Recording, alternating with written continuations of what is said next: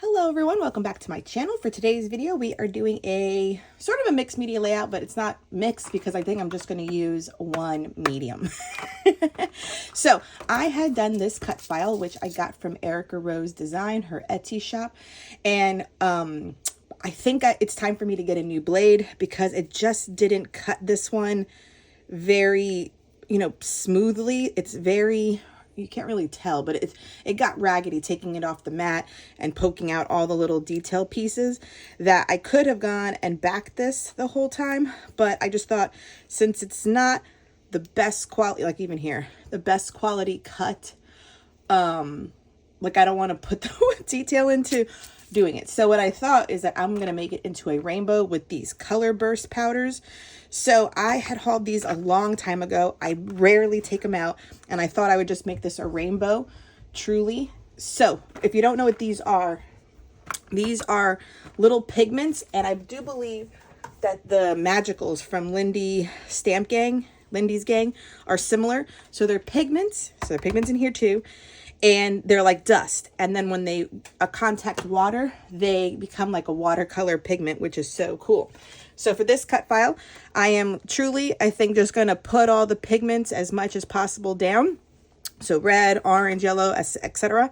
And then wet it all down. And then we're going to let it dry. And it should create a nice rainbow is what I'm hoping with this cut file. Because if not, it has to get pitched. Because it will be too much. And I would have done it with these, but I only have these three colors and I wanted to make the rainbow. So we're using these instead.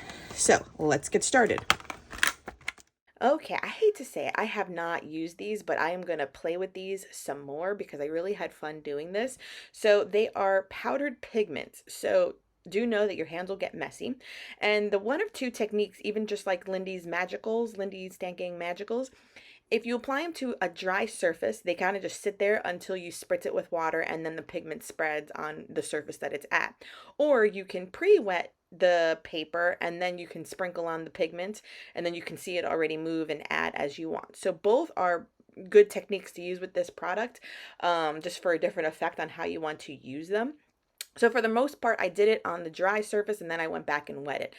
And that worked out fine. So either way it could work. And then you see me dabbing it up with the paper towel roll, just rolling it over to absorb that excess because this did get super soggy and it got all over my hands too.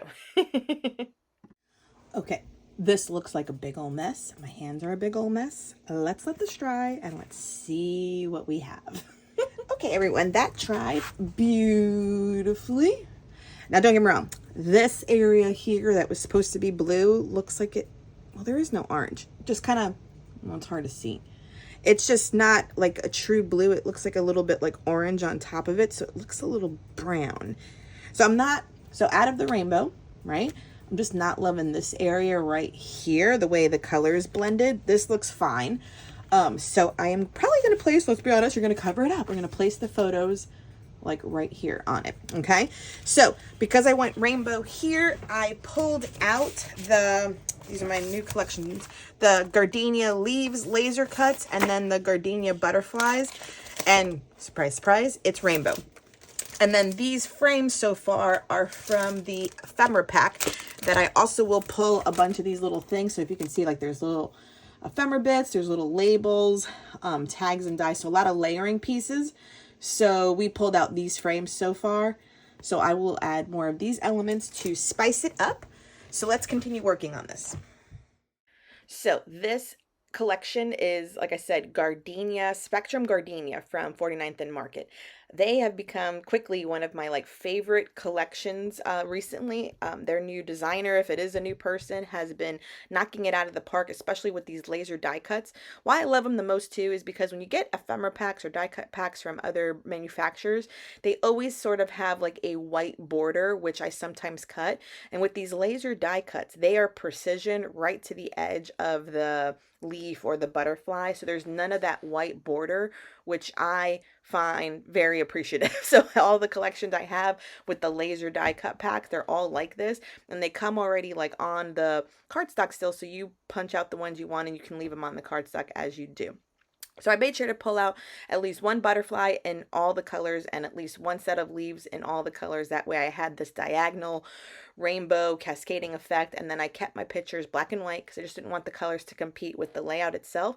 And I also used a few of the black and white frames. And then you can see me here going through all of the ephemera bits, which has tons of different ephemera bits like tickets and circles and little tabs and tags and just layering bits and frames. Those packs are really good.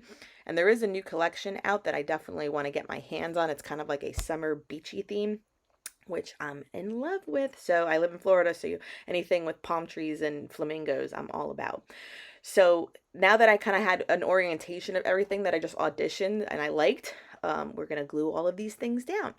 So this overall, very fun to do. Love it, love it. I will definitely have to be doing more rainbow pages, like layouts, because I want to use that gardenia collection more.